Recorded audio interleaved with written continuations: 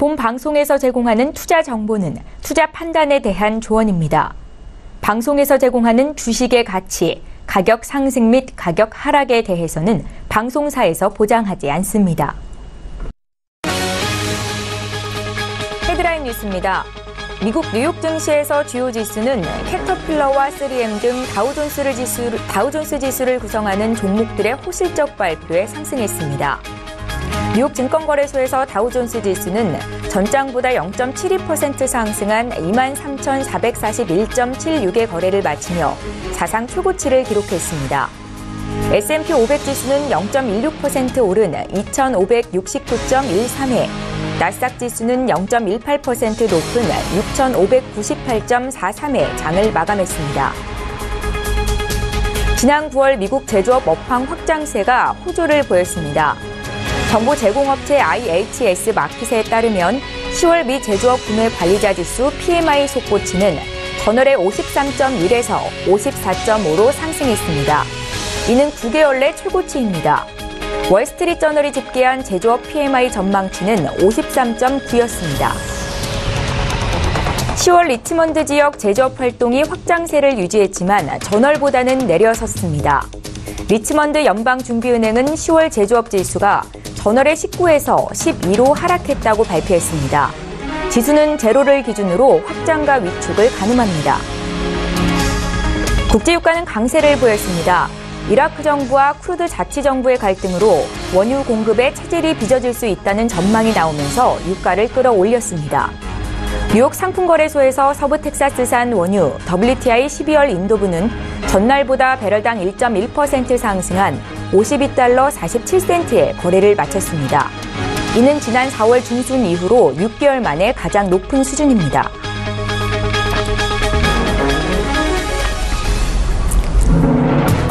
시청자 여러분 안녕하십니까? 출발 증시와이드 1부 시작합니다. 최은정입니다. 간밤 미국 뉴욕 증시 3대 지수가 일제히 오름세를 기록했습니다. 제닛 옐런비 연준 의장의 후임 지명과 또 트럼프 정부의 세제 개편안 의회 통과 과정 등이 계속해서 시장의 주목을 받는 가운데 특히나 다우존스 지수를 구성하는 종목들의 실적이 호실적을 기록하면서 다우존스 지수는 종가 기준으로 사상 최고치로 마감이 됐습니다. 자, 어제 국내 증시 마감 상황도 살펴볼까요? 상승폭이 크지는 않았지만 코스피 지수가 종가 기준으로 사흘 연속 사상 최고치 행진을 이어가고 있습니다. 어제 코스피 종가는 2,490.49였고요. 코스닥 지수도 올해 처음으로 680선을 넘어서면서 연중 최고치로 마감이 됐는데요. 코스피 지수는 2,600포인트까지 상승 여력이 열려있다. 전문가들의 전망치가 나오고 있고 코스닥 역시 바이오 업종의 상승세에 더불어서 정부 정책 기대감이 여전한 상황이다. 라고 장밋빛 전망이 나오고 있습니다. 자, 지금과 같은 장에서는 어떤 종목을 사야 또 어떤 업종을 봐야 수익을 낼 수 있는지 시청자 여러분들 많이 궁금하실 것 같은데요. 오늘도 출증 일부 시간에는 증시에 영향을 미칠 국내외 이슈 분석을 도와드리겠습니다. 10월 25일 수요일 출증 일부 시간 지금 본격적으로 시작합니다.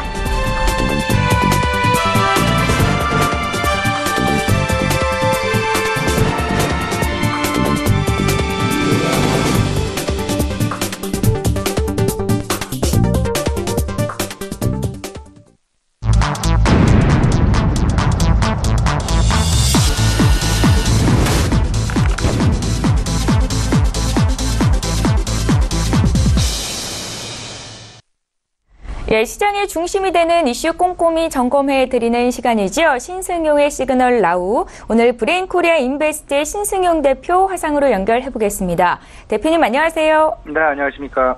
예, 첫 번째 이슈 보겠습니다. 중국 공산당 19차 전국 대표대회가 어제 폐막이 됐습니다. 시진핑 주석의 집권 2기 시대가 출범하면서 1인 단독 집권 체제가 시작이 됐다라는 평가인데요. 시장에 미칠 영향은 어느 정도로 판단하고 계신지 먼저 듣겠습니다. 예, 일단 글로벌 시장 내에서 정치권의 다양한 변화 부분이 실질적으로 시장 내 상당 부분 영향을 주고 있다라는 부분 분명히 우리가 중장기적인 상황에서 인식을 해놓고 시장에 대한 대응해야 되겠다라는 말씀 먼저 좀 들어봅니다. 다들 이미 지각하고 있고 모든 시장이 지금 현재 트럼프 대통령의 변화 그리고 일본 아베 총리의 장기 집권 그리고 더 나아가서는 중국에서의 시진핑 주석의 2기 집권, 유로존도 마찬가지가 되겠습니다. 메르켈 총리를 포함한 전반적인 유로존 시장 내에서의 어떤 그 지각 변동 이런 부분들, 그리고 프랑스에서의 어떤 그 변화 부분들, 그리고 최근 그 스페인에서의 어떤 그런 상황들 이런 부분들이 전반적으로 그렇게 막대한 영향을 미치는 것은 분명히 아니긴 합니다. 하지만 중장기적으로 근본적으로 시장의 지각 그리고 시장의 어떤 그 성격을 변화시키는데 충분한 어떤 그 영향력을 행사하고 있다라는 부분 분명히 우리가 마음에 두고 시장 대응 전략을 세워 나가야 되겠다 이렇게 좀 생각을 하고 있습니다. 이미 최 원장 앵커 말씀해 주셨습니다만은 어제로 중국의 19차 그 전국 대표 회의 막을 내렸습니다. 일단 시진핑 주석 중심으로 정치와 경제, 과거는 주석은 정치만 관장을 했었죠. 반면에 이번부터는 정치와 경제까지 아우르게 되는 1인 집권 시대의 말 그대로 시작이다라는 부분으로 분명히 이해를 해봐야 될 것 같고요. 여기에 더 나아가서 이제 다음 주죠. 트럼프 대통령의 그 아시아권 순방 지금 예정이 되어 있습니다. 일본을 시작으로 해서 우리나라, 중국 그리고 베트남까지 아우르는 아시아권에 대한 그 트럼프 대통령의 순방. 이 과정 속에서 실질적으로 일본에 대한 방문 그리고 우리나라 방문, 중국 방문까지 상당 부분 어떤 그 정세의 변화 그리고 그들의 통상과 관련된 변화 부분 그리고 실질적인 1위를 현재 경제권이라든지 정치권이라든지 1위에 대해서 막강한 도전을 하고 있는 중국의 변화 가능성 이런 부분들에 대해서 분명히 이번 그 트럼프 대통령의 아시아 순방을 통해서 소위 말해서 조금 더 타이트하게 시장에 압력을 행사해 줄 수 있는 힌트가 제공될 수도 있을 것 같고요. 하지만 반면에 조금 좀 완만하게 과거에 타이트했던 어떤 그 갈등 상황들이 풀어져 갈 수 있는 갈등을 해소할 수 있는 실마리를 제공할 가능성도 있다라는 그런 기대감 부분도 같이 공존하고 있다라는 부분 분명하게 인식을 해두셔야 될 것 같습니다. 일단 시진핑 주석의 2기 집권 이거 맞물려서 이미 시코노믹스와 관련된 부분 5가지 핵심이 이슈가 있다는 부분은 우리 시청자분께 말씀을 드린 바가 있었습니다.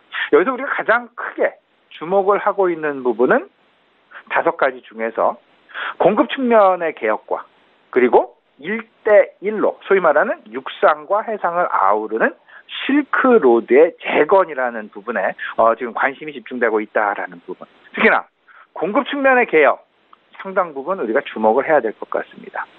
과거 우리의 그리고 지금 현재도 마찬가지로 철강 업종이 반사 이익을 한껏 지금 현재 누리고 있는 것과 마찬가지로 공급 측면, 공급 과잉을 해소하려는 중국 정부의 노력, 그에 따른 우리나라 기업들의 반사 이익 가능성, 다양한 방면에서 나타날 수 있다라는 부분. 이런 부분들이 일단 1차적으로는 철강 업종에서 이미 우리가 그 혜택을 보고 있다라고 보셔야 될 것 같고, 두 번째는 석유화학 업종에서 그 반사 이익이 기대가 된다라고 생각하고 있는 부분들. 특히나 내년부터 중국 역시 환경 규제, 미세먼지와 관련된 대책 바로 실시에 들어갈 그런 예정이 있습니다. 환경세를 부과한다라는 그런 상황일 것 같은데요. 이런 환경세를 부과하게 된다라면 그들이 지금 현재 처하고 있는 어떤 그 화학업종으로부터의 각종 유해 물질의 어떤 그 시장으로의 상산 부분 이런 부분들로 인해서 그 상당 부분 생산량의 조절 내지는 생산 단가의 상승이 나타날 가능성이 있다라는 부분. 이로 인해서 우리 시장은 이미 상당 부분 환경과 관련된 다양한 그 방비책을 미리 세워놓고 있고 대비해 놓고 있다라는 그런 부분에서 본다면 추가적인 비용이 들어갈 것이 없다. 오히려 가격 경쟁력 측면에서 우리나라의 석유화학 기업들이 상당 부분 유리할 수 있다라는 것. 그리고 최근 이제 3분기 실적이 진행이 되고 있는 상황 속에서 특히나 정유업종과 화학업종에 대한 실적 전망치 상향 조정이 잇따르면서 그 실적에 대한 기대감이 여전히 시장 내에 많이 나타나고 있다. 그리고 밸류에이션 측면에서 보더라도 그 밸류에이션 자체가 시장 PER을 크게 넘지 않는 그런 수준 속에서 소위 말하는 저 PER, 가치주로서의 평가가 충분하다라는 그런 부분들.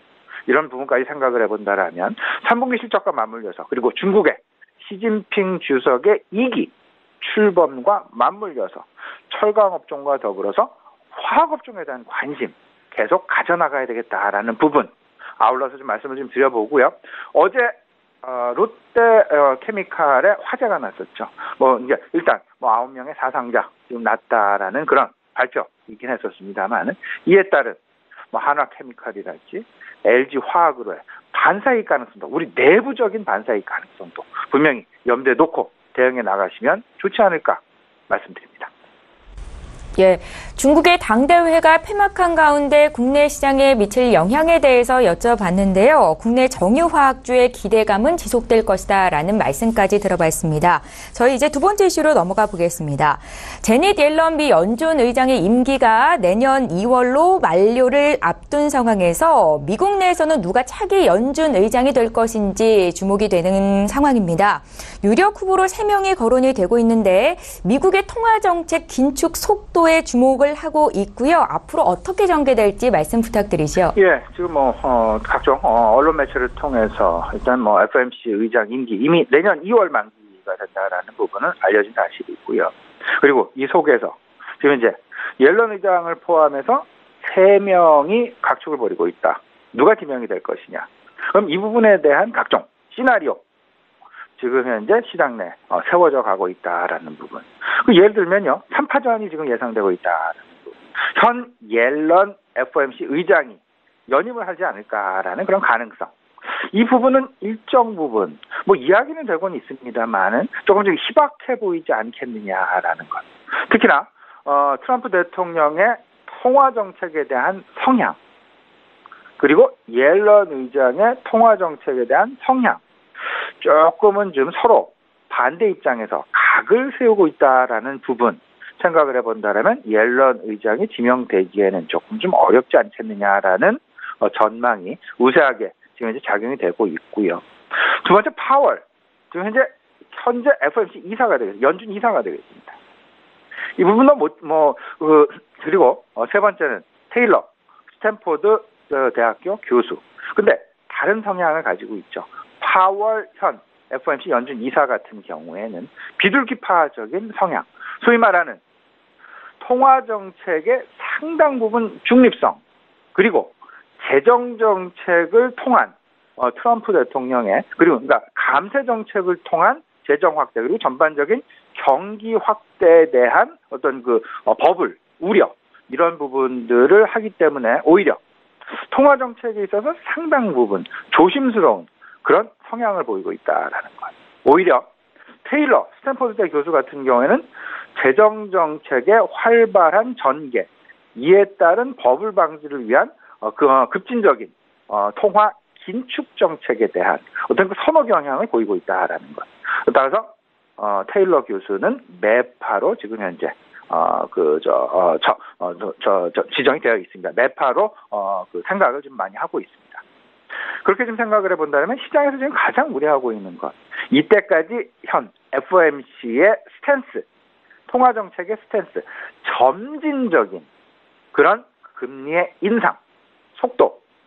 근데 만약에 테일러 스탠포드 교수 매파가 FOMC 의장이 된다라면 조금은 좀 금리 인상 부분에 있어서, 금리 인상은 기정사실화되어 있긴 하지만 그 인상 속도에 대해서 상당 부분 급진적인 진행이 될 가능성이 있지 않겠느냐라는 그런 우려가. 따라서 시장은 테일러 교수가 연준 의장에 당선이 된다, 지명이 된다라면 어떤 통화 정책의 변화, 속도의 변화, 이 부분에서 상당 부분 긴장을 보이고 있다라는 점, 이 부분 우리가 아울러서 생각을 해봐야 될 것 같습니다. 일단 2월 임기를 앞둔 상황에서 다음 주죠, FOMC 양일간 회의 개최 예정에 있습니다. 올해 이제 3차례 금리 인상 가능성을 내포한 만큼 이번보다는 다음 달 금리 가능성이 높다라고 시장은 생각하고 있고요. 그 전에 내일이죠, 이제 ECB 통화정책 회의 지금 진행이 될 예정에 있습니다. 이 속에서 각국의 통화정책의 변화, 이에 따른 글로벌 유동성의 변화, 그리고 여기에 맞춰진 달러화와 유로화의 방향성의 급격한 전환이 나타나는 것은 아닌지의 여부가 지금 이제 시장 내 가장 중요한 핵심사라는 것. 근데 이런 상황이건 저런 상황이건 특히나 내일 ECB 통화정책의 여부에 따라서 시장의 성격 변화, 급진적으로 변화가 될 것이냐 아니면 조금 더 여유를 우리가 가지고 갈 수 있지 않을까라는 그런 생각을 가져보게 되는데, 왜냐하면 금리의 하락기와 금리의 상승기, 분명히 시장 선호주에 대한 성향이 확실하게 바뀌기 때문일 것 같습니다. 금리 인상기, 성장주에 대한 관심은 하락을 하고 오히려 가치주, PER 관점으로 시장은 접근할 수밖에 없는 그런 상황이 도래한다라는 것. 성장주, 고퍼주가 되겠습니다. 아이트와 제약바이오. 물론 지금 현재 제약바이오에 대한 관심, 문재인 정부 출범 이후 제약바이오, 일자리 창출 이런 부분과 관련해서 사실상 이에 대한 평가 부분, 이런 부분들이 시장 내 상당 부분 연말로 다가갈수록 기대감으로 작용할 수 있다라는 부분은 분명하긴 하지만, 일단 시장의 전반적인 접근 자체는 성장주 쪽보다는 PER이 낮은, 상대적으로 가격에 대해서 조금은 더 편안한 그런 종목들의 관심이 확대될 가능성이 높지 않을까라는 부분. 특히나 3분기 실적 시즌을 전후로 해서 3분기 실적 발표를 기점으로 해서 시장의 고성장주와 아니면 가치주 이에 대한 어떤 무게중심의 변화가 시장 내에 나타날 가능성이 있을 수 있다라는 점 분명히 염두에 두시고요. 지수의 급격한 상승 쪽보다는 지수의 종합주가 지수의 점진적인 상승, 이 속에서 발빠른 순환매가 나타나면서 성장주는 다소간 좀 주춤거리는 그런 양상, 하지만 가치주들의 부각이 크게 나타나는 그런 모습들이 시장에 전개되는 그런 양상으로 나타날 가능성이 높을 수 있다라는 부분 염두해 두셨으면 좋겠습니다. 예, 신승용 대표께서는 계속해서 시장 대비 저평가돼 있는 종목에 주목할 것을 조언하고 계십니다. 시청자 여러분들 참고하시면 좋겠고요. 자, 이제 마지막으로 오늘장 투자 조언을 여쭤볼 텐데, 상승폭이 크지는 않지만 코스피 지수가 종가 기준으로 사상 최고치 행진을 이어가고 있습니다. 전략 좀 짜주십시오. 예, 며칠 이제 3일 연속 코스피 사상 최고치를 경신하고 있습니다. 2,500포인트 한껏 다가가 2,490.49포인트로 어제 마감하는 그런 모습이었습니다. 우리 최은정 앵커 말씀하셨던 대로 상승폭은 미미합니다. 지금 현재 진행되는 상황, 지수는 말 그대로 점진적인 상승. 하지만 그 내용, 변화 내용을 살펴보게 된다라면 성장주들은 조금 좀 주춤거리는 그런 모습들이 나타나고 있고요. 오히려 저PER, 화학주랄지 철강주랄지 이런 업종군들에 대한 관심의 폭이 넓어져 가고 있다라는 부분. 이런 부분들이 결국은 외국인과 기관의 수급 둔화 양상. 어제도 외국인 그렇게 큰 모습, 그리고 기관 역시 그렇게 큰 모습의 어떤 그 수급 변화 나타나지 않았습니다. 그런데 그 속에서 정중동의 상황이랄까요? 사실상 차익 실현과 교체 매매가 매우 활발하게 일어나고 있다라는 부분을 우리가 꼭 눈치를 좀 채둬야 될 것 같고요. 특히나 포트넷 종목 교체가 진행되고 있다라는 부분. 왜 그들이 그럼 지금 그런 상황들을 실질적으로 진행해 나가고 있을까? 실현에 옮겨가고 있을까? 생각을 해보면 밸류에이션 관점에 대한 어떤 그 포트넷 비중을 확대하고 있다라는 부분으로 생각을 꼭 좀 해두셔야 될 것 같습니다. 큰 그림 속에서는 통화 정책의 변화 가능성, 시장 지수 조정의 압력은 지속될 것이다. 하지만 그 내부적으로 시장 성격이 변화할 것이기 때문에 밸류에이션 저평가 종목군들에 대해서 실질적으로 3분기 실적 시즌과 그리고 통화 정책의 변화 부분을 맞물려서 생각을 하면서 결국 결론은 밸류에이션으로 이어질 수 있다라는 부분 생각을 해보셔야 될 것 같고요. 내일 22 통화정책회의가 발표가 되죠. 그리고 모레는 미국 3분기 GDP 발표가 진행이 되게 되어 있습니다. 특히나 모레 진행되는 미국의 3분기 GDP, 이 부분은 다음 주에 있을 10월 31일, 11월 1일 양일간 개최될 미국 FOMC 회의에 일정 부분 상당 부분 영향을 미치게 될 것이다 라는 부분, 이 부분 생각을 해보시면서 미국 3분기 GDP 발표에 주목을 해야 되겠다라는 부분, 아울러서 말씀을 좀 드려봅니다. 이제 정리를 투자 전략에 대해서 정리 좀 해보면요, 밸류에이션 관점이 부각이 된다. IT 업종 과열이 됐다. 특히나 최근 미국 내에서도 유사한 양상이 진행되고 있습니다. 지난밤 생각해보면 전통적인 캐터필러에 대한 주식 5%가 넘는 상승을 이끌어내면서 실질적으로 다우종합지수의 어떤 0.7% 상승을 견인했다라는 부분 생각을 할 수 있을 것 같고요. 반면에 나스닥 종합주가지수는 그 상승폭이 조금 좀 미미했습니다.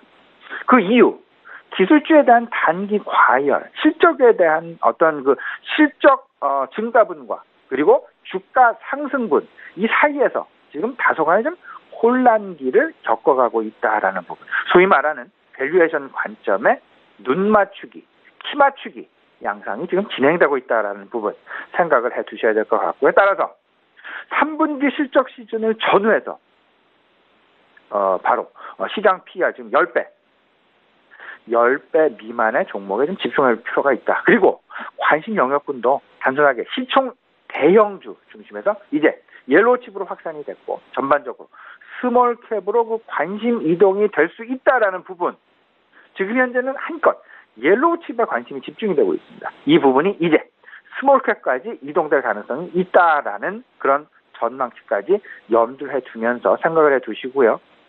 마지막으로 이제 정부 정책, 문재인 정부 1.5 시대 지금 맞이하고 있습니다. 연말로 다가갈수록 문재인 정부 출범 이후 실시한 정책들에 대한 평가 시장 내에 잇따를 것 같고요. 이에 대해서 시장 내 관심은 어쨌든 전반적인 일자리 창출과 부동산에 대한 급격한 상승을 막아내는, 그리고 가계부채 부분을 다소간 좀 조정해 나가는 그런 부분들에 대해서 주목이 될 가능성이 상당히 높아 보이고요. 반대로 평창 동계올림픽에 대한 모멘텀도 우리가 분명히 생각을 해봐야 될 것이다. 특히나 여기서는 5G 상용화와 맞물린 통신 장비주에 대한 관심 좀 높여도 되지 않을까라는 그런 생각, 우리 시청자분과 함께 공유했으면 좋겠습니다. 예. 경제 이슈 분석하고 구체적인 투자 조언까지 들어봤습니다. 브레인코리아 인베스트의 신승용 대표와 함께했습니다. 말씀 잘 들었습니다. 네, 감사합니다.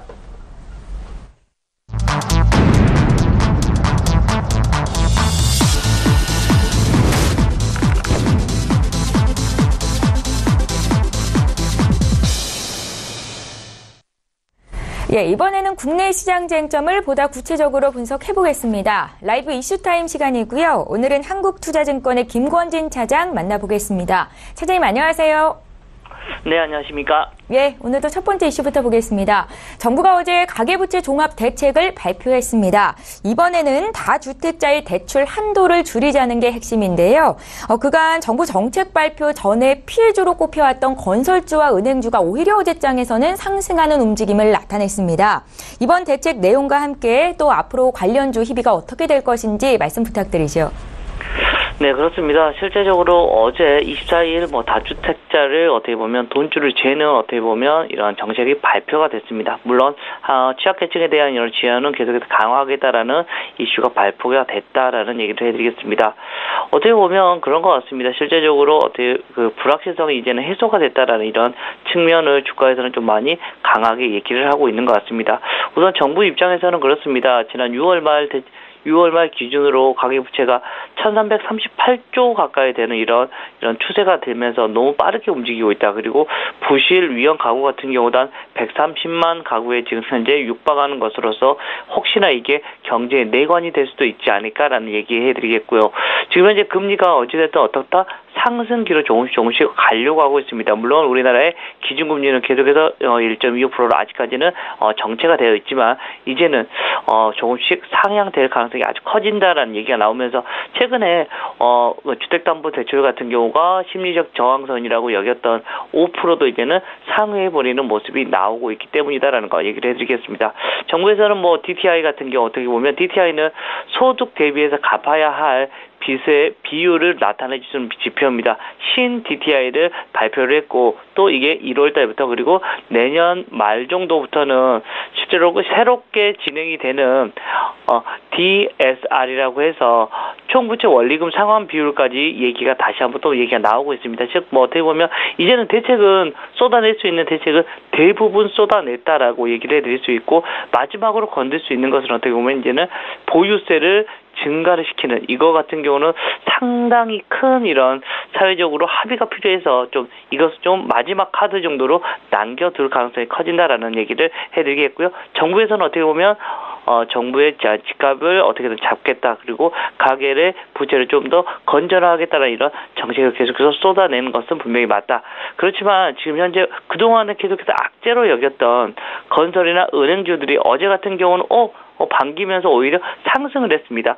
실제적으로 지금 방금 제가 얘기해드렸던 이 내용 같은 경우는 사실은 지난 금요일부터 이미 기사로서 이미 브리핑이 되기 시작을 했고 특별하게 어제 실제적으로 발표가 되는 순간 뭐 특별한 내용 더 이상 큰 틀이 나온 게 아니라 우리가 예상했던 것대로 나왔기 때문에 실제적으로 은행주와 건설주 더 이상은 이제는 악재가 나올 게 없겠구나라는 이런 얘기가 나왔고 가장 큰 것은 결국은 이제는 여기에 대해서 불확실성 해소가 됐다. 오히려 뉴스가 끝났다는 점에서 조금 그동안 피해주로 여겼던 은행주와 건설주 같은 경우는 상승 쪽으로 지금 현재 마무리가 됐고요. 이런 모습은 아마도 좀 당분간 좀 이어질 수 있을 것 같습니다. 특히 은행업종 같은 경우는 금리가 계속해서 상승이 된다는 이런 전제 조건 하에서 그동안 좀 많이 지금 부동산 정책이나 여러 가지 정책 때문에 좀 많이 눌려있던 게 이제 다시 한번 분출이 될 때가 다시 한번 되지 않았나라는 생각을 할 수 있을 것 같습니다. 예, 정부의 가계부채 종합대책 결과 발표 이후로 시장은 오히려 불확실성이 해소된 것으로 해석을 하고 있고요. 특히나 은행주 같은 경우는 금리 상승 시기에 호재가 될 수도 있다라는 말씀까지 들어봤습니다. 저희 두 번째 이슈로 넘어가 보겠습니다. 반도체 업황 호황이 고공행진을 이어가면서 지난달 수출 물량이 사상 최고 수준인 것으로 나타났습니다. 다만 반도체 의존도가 커지는 것이 우리 경제에 오히려 리스크가 되는 것 아니냐라는 우려도 나오고 있는데요. 지금 상황 어떤지 좀 봐주십시오. 네, 그렇습니다. 실제적으로 올해 내내 지금 현재 어떻게 보면 수출이 우리나라의 지금 현재 GDP나 모든 것을 다 이끌어가고 있다라는 거 얘기를 해드리겠습니다. 이 실제적으로 우리 앞에서 아나운서님이 얘기해 주셨던 것처럼 반도체가 워낙 잘 되고 있습니다. 그렇기 때문에 우리나라의 시총 1, 2위 기업인 삼성전자와 SK하이닉스가 실적이 계속해서 고공행진을 찍는 이유다라는 얘기를 해드리겠습니다. 근데 지난달 수출 물량이 계속해서 67개월만 최대폭으로 뛰었다는 이 말은 삼성전자와 SK하이닉스의 실적이 계속해서 잘 나오고 있어라는 것을 어떻게 보면 반증해지는 이런 결과다라는 거 얘기를 해드리겠고요. 좀 그러고 최근 들어서 이런 얘기가 많이 나오고 있습니다. 수출이 그동안 수출만 돼서 자기들 기업만 잘 됐었는데 이제는 조금 낙수 효과가 나타나기 시작하는 것 같다라는 얘기 드립니다. 즉 옆에 있는 기업들 그리고 다른 쪽에 있는 이런 기업들까지도 이제는 조금씩 경기가 좋아지는 것을 조금 느끼고 있는 것 같다라는 거 얘기를 해드리겠고요. 실제적으로 조금 이따 다뤄볼 코스닥의 상승 같은 경우도 여기에 하나의 측면이 아닌가라는 생각을 할 수 있을 것 같습니다. 실제로 수출 물량 같은 경우가 종전 최고였던 지난 3월 150.77과 비교하면 7.9%나 올라가면서 실제적으로 강력한 이런 그 수출 모멘텀이 계속해서 나타날 수 있고요. 가장 많이 나오고 있는 게 바로 이 반도체의 상승세, 디램 그리고 메모리 그리고 시스템 반도체가 포함된 직접 회로 같은 경우가 31%나 급등하는 모습이 나오면서 이쪽이 여전히 대세가 될 수 있다라는 거 얘기를 해드리겠습니다. 또 자동차를 비롯한 수송 장비나 화학 제품, 일반 기계나 석탄 및 석유 제품 같은 경우도 높은 상승률을 보이면서 이제 다른 업종까지도 조금씩 좋아지는 모습이 나오고 있다는 거 얘기를 해드리겠습니다. 물론 이 자동차 같은 경우는 작년에 기저효과에 대한 영향도 있을 수도 있는데 어찌됐든 바닥은 분명히 다 찍어준 모습이다라는 거 얘기를 해드리겠고요. 이제는 낙수 효과까지 나오면서 아마도 조금 우리 증시에는 조금 더 온기가 조금씩 더 불어넣어지는 이런 모양이 나타날 수 있을 것 같다. 어떻게 보면 주도주들만 열심히 갔었는데 이게는 좀 같이 한꺼번에 가는 이런 모습이 나타날 수 있는 모습이 나올 것 같다라는 얘기를 드리겠습니다. 예. 자, 이제 세 번째 이슈로 넘어가 보겠는데요. 코스피 쪽보다는 코스닥 쪽에 포커스를 좀 맞춰보겠습니다. 코스닥 지수가 사흘째 상승을 이어가면서 680선을 돌파하고 1년 내 최고치로 어제 마감이 됐습니다. 전 종목이 고른 상승을 보인 건 아니고요. 외국인 순매수가 이어지면서 시가총액 상위 종목군 위주로 상승세가 나타난 건데요. 앞으로 코스닥 시장 흐름은 어떻게 전개가 될까요, 차장님? 네, 그렇습니다. 코스닥 어제 좀 중요한 이평선을 지금 뚫었다라는 거 얘기를 해드리겠습니다. 최근 들어서 한 5번 정도 거기 그 라인을 뚫기 위해서 노력을 했었는데 드디어 어제 뚫렸다라는 얘기를 해드리겠습니다. 680선이 돌파가 되면서 연중 최고치를 기록을 했는데요. 이제는 710선을 향해서 열심히 달려갈 가능성이 아주 커 보인다라는 거 얘기를 해드릴 수 있을 것 같습니다. 실제적으로 코스닥이 그동안 어떻게 보면 견조적인 얘기가 나오고 있었다라는 거 얘기를 해드립니다. 왜냐하면 시장을 이끄는 건 여러분들 아시다시피 어떤 거다? 외국인들입니다. 실제적으로 최근에 외국인들의 흐름을 보면 코스피 같은 경우는 그 샀다 팔았다 계속해서 반복이 되면서 그냥 보합 정도의 수준을 계속해서 이끌어가갔습니다. 그렇지만 코스닥 같은 경우는 최근에 계속해서 매수에 지금 현재 모습이 나왔습니다. 물론 조금 쏠림 현상이 물론 있었긴 했지만 어찌됐든 코스닥 라인들을 좀 계속해서 사주고 있었다라는 거 얘기를 해드립니다. 즉 시장에서 즉 코스닥을 매매하는 외국인들의 시각은 이제는 상승할 때가 됐다라는 것을 이미 전체적으로 알려주고 있었다라는 거 얘기를 해드립니다. 실제적으로 우리 코스닥 같은 경우는 어떻게 보면 좀 업군이 조금 많이 주도주가 확실히 있어야 됩니다. 지금 2년 정도에 우리가 2015년도 1월에서 7월까지 정말 가파르게 올랐었던 이런 모습을 여러분들 기억하실 겁니다. 그때의 주도주는 뭐였다? 바이오 화장품이었습니다. 이번에도 사실은 바이오가 먼저 스타트를 끌어줬죠. 셀트리온 형제들하고 얘기하고 있는 셀트리온이나 셀트리온 헬스케어 그리고 셀트리온 제약 같은 경우가 급상승을 하면서 좀 바이오주들의 상승을 이끌었고 그 뒤로 바로 신라젠이나 바이오주들이 강한 이런 상승세를 계속해서 나타낼 수 있었다라는 거 얘기를 해드리겠고요. 우리가 또 반도체 하면 반도체 장비 관련된 주식들이 상당히 많이 있습니다. 인터플렉스, 서울에 있는 장비 업체들이 실적이 아주 좋게 나오고 있고요. 또 하나 게임주들 여러분들 최근에 계속해서 얘기가 나오고 있는 웹젠 펄어비스 같은 이런 게임주들도 그동안에 조금 침체를 조금 벗어나서 상승을 많이 해주고 있다라는 거 얘기를 해드리겠고 또 하나 한중 통화스와프 연장에 대한 얘기가 나오면서 어떤 얘기가 나왔습니까? 바로 중국 소비재 관련주들에 대한 얘기가 엄청나게 많이 나왔다라는 얘기를 해드립니다. 거기에 대표 주자로 바로 이 화장품 업종들을 얘기를 해드릴 수가 있을 것 같고요. 그 주식들이 이제 바닥을 잡고 다 올라와 주는 모습이 나오고 있다는 거. 어떻게 보면 지금 코스닥의 대부분의 업종이 조금씩 상승을 하고 있습니다. 물론 아직까지는 분명히 쏠림 현상이 맞습니다. 바이오 쪽으로 많이 집중이 되어 있는 모습이다라는 거 얘기를 해드리겠습니다. 그렇지만 여타에 있는 종목들도 분명히 바닥은 잡고 올라와 주고 있는 모습은 분명히 맞다라는 거 얘기를 해드리겠고요. 이런 모습은 조금 이제 올해 하반기 지금 현재 10월 말로 지금 현재 넘어가고 있는데 10월, 11월, 12월 같은 경우는 이제는 거래소보다는 코스닥의 이런 중소형주 관련들이 조금 더 아마 힘을 내줄 수 있는 시장이 지금 현재 도래하고 있는 거 아닌가라는 여러분들의 좀 긍정적인 모습. 어떻게 보면 코스닥 시장이 잘 가면 우리 개인들이 그동안 어떻게 보면 좀 많이 소외를 받았었는데 이제 조금씩 좋아지는 모습, 조금 기분 좋은 이런 시장이 다가오고 있지 않나라는 이런 긍정적인 이슈를 얘기를 해드리도록 하겠습니다.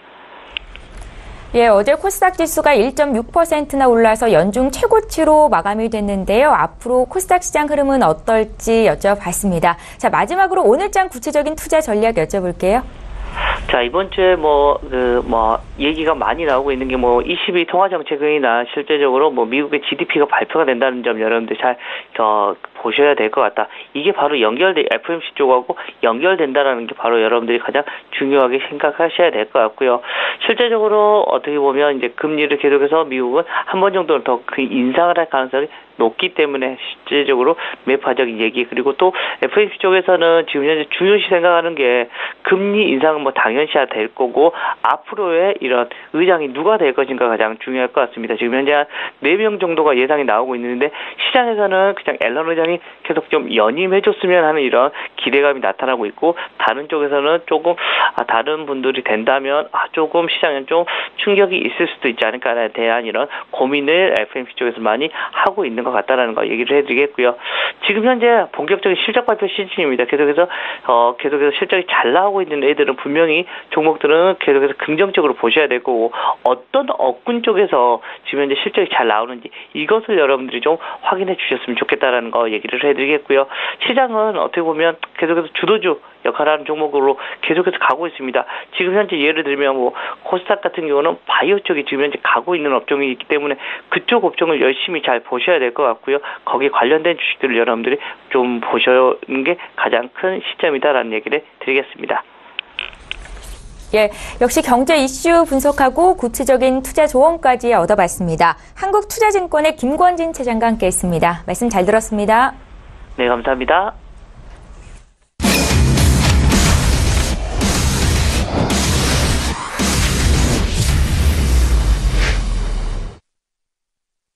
예, 이번에는 국내외 선물 시장 흐름과 구체적인 투자 전략까지 짜드리는 시간 이어가겠습니다. 선재 트레이더의 선물 하이킥 시간이고요. 선재 트레이더 오늘도 화상 연결하겠습니다. 안녕하세요.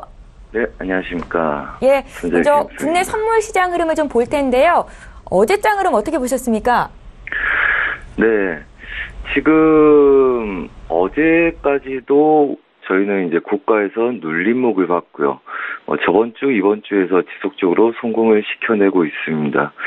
우선은 장중에 변동성은 계속 매도장이었다에 주목을 하셔야 되고요. 우상향 지수는 올리지만 상방 경직이 있어서 고가에서 지속적으로 장중에는 매도 압력들이 있다. 그래서 이제 저희가 고점에서 매도를 지속적으로 봤었고요.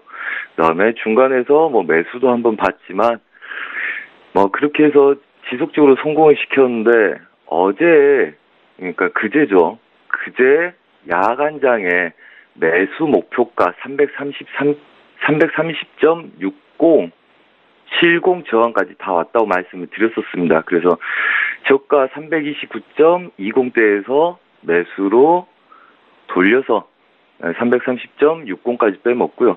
그다음에 어제는 그 자리부터 해서 위에서 지속적으로 매도를 쳤었습니다. 그래서 우선은 추세가 약간 빠진 모습이죠. 그래서 저희가 목표하는 바가 329점 초반 지수였는데 어제 좀 못 미치는 상태에서 끝났고요. 그렇다면 어제 변동성들 때문에 추세가 약간 흐트러진 모습이기 때문에 오늘 반등 시에 여전히 매도를 공략해 볼 생각이고요. 단 오늘은 시가 아래 15틱, 그러니까 0.8포죠. 그다음에 시가 위 10틱, 0.5포 정도 보합 구간이 강력하게 예상이 됩니다. 걔네들 보합 구간을 벗어나면 약간의 방향성을 갖고 있겠지만 여전히 관망 장세 유효하다고 보고 있고요. 그리고 특별히 변동성이 시초가 시작되면서 변동성이 커 보이지 않는다 하면 오늘은 좀 관망을 해보려고 생각을 하고 있고요.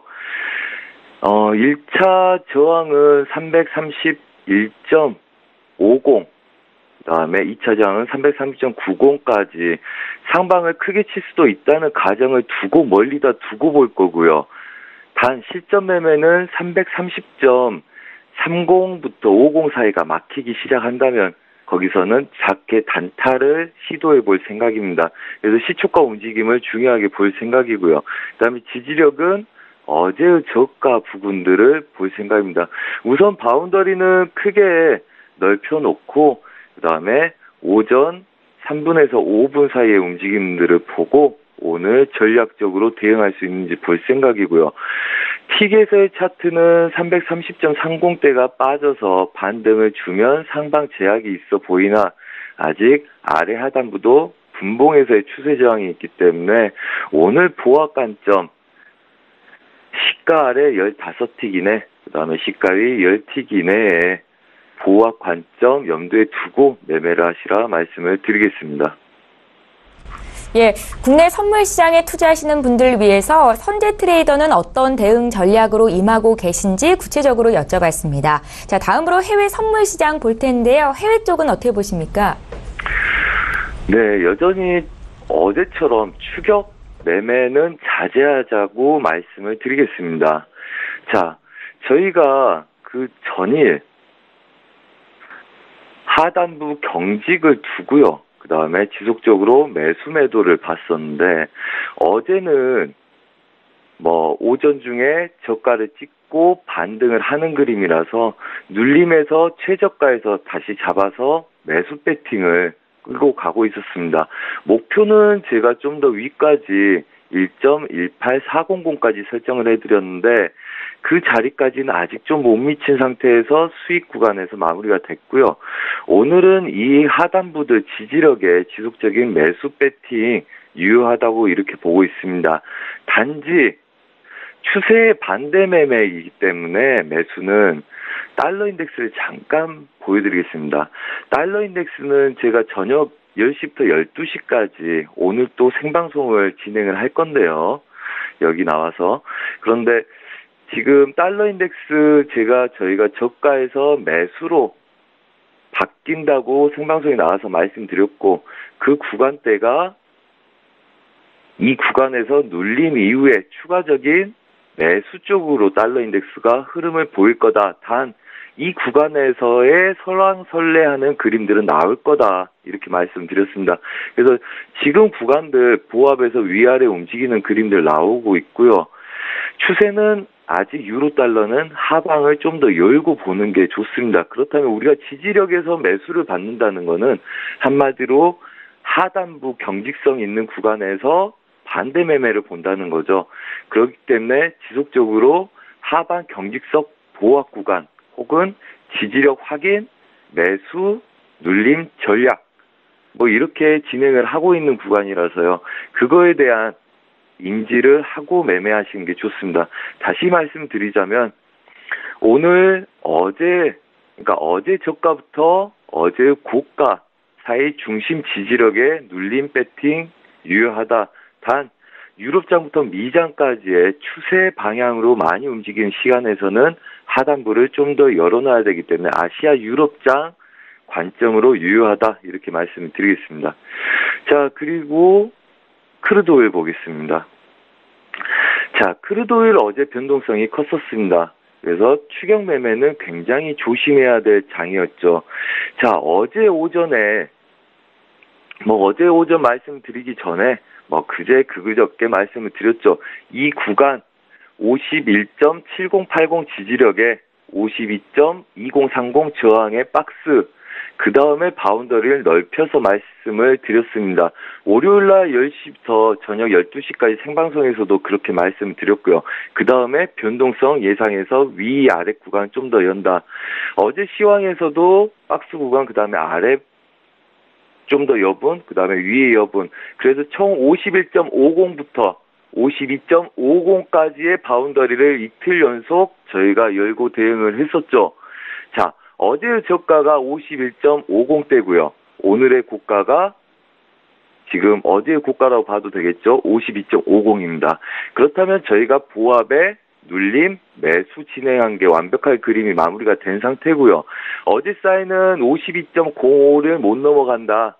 그래서 매도 전략, 그 다음에 51.50까지 끌고 갔고요. 그 다음에 50대부터는 매수 전략으로 바꿔서 52.4050까지 끌고 갔었습니다. 그리고 저녁 리딩 방송 때는 다시 여기서 51.90까지 매도 전략으로 배팅을 들어갔었죠. 그리고 나서 보합으로 머물고 있으면 저희가 지표를 기다릴 때까지 관망하자 했었는데 새벽에 다시 올라간 모습이 보였습니다.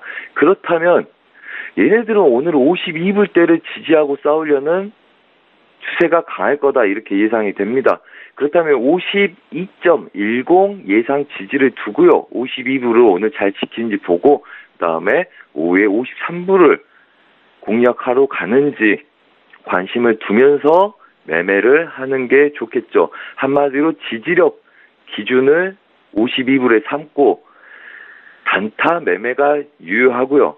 대신 52.50 위에서부터는 매수 추격은 위험하기 때문에 오히려 매도 눌림을 보는 게 낫다.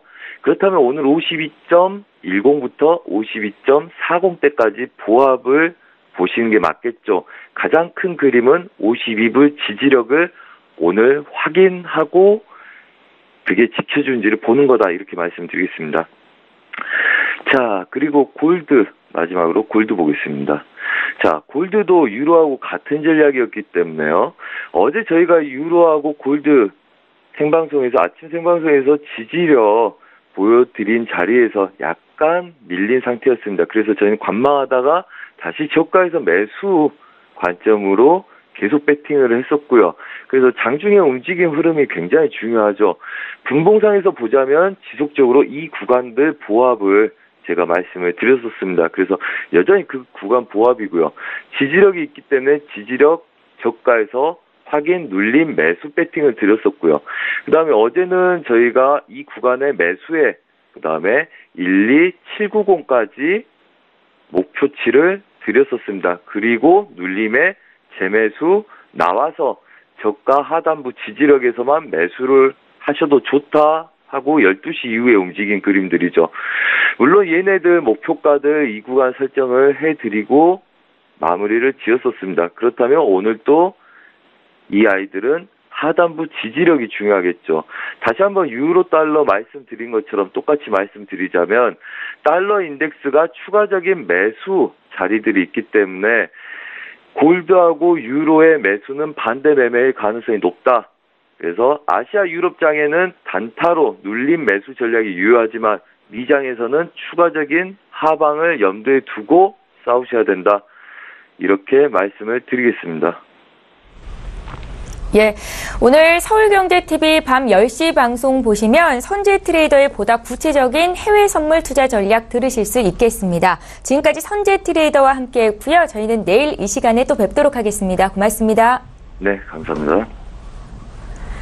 예, 출발 증시와이드 1부 시간 여기서 마칩니다. 잠시 뒤 2부 시간에는 시청자 여러분들이 고민하고 계시는 종목 상담 시간이 열려 있습니다. 샵 0082번으로 지금 문자 참여하시면 되겠고요. 건당 100원의 정보 이용료가 부과됩니다. 저희는 잠시 뒤 2부 시간으로 다시 오겠습니다. 고맙습니다.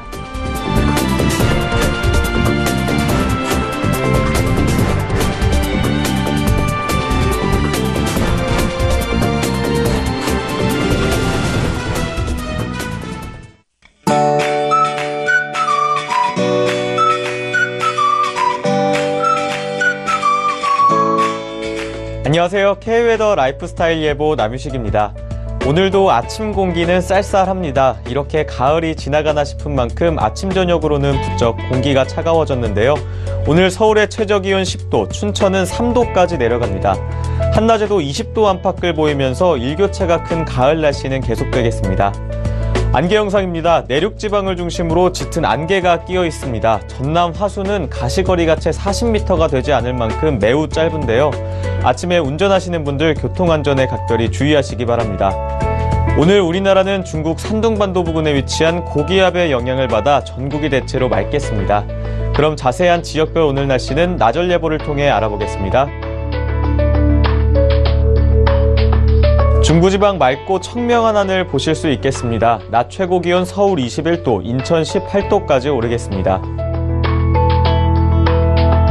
동해안 지방 역시 완연한 가을 날씨 보이겠는데요. 한낮 기온 속초 20도, 강릉 21도가 예상됩니다.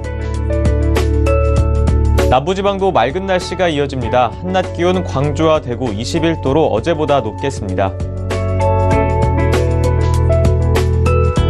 바다의 물결 전해상에서 0.5에서 3m로 일겠는데요.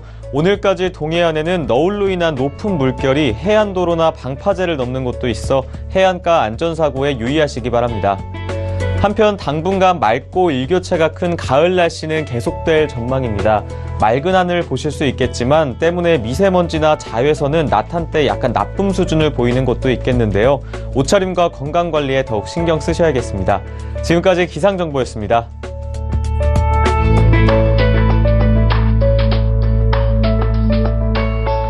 본 방송에서 제공하는 투자 정보는 투자 판단에 대한 조언입니다. 방송에서 제공하는 주식의 가치, 가격 상승 및 가격 하락에 대해서는 방송사에서 보장하지 않습니다.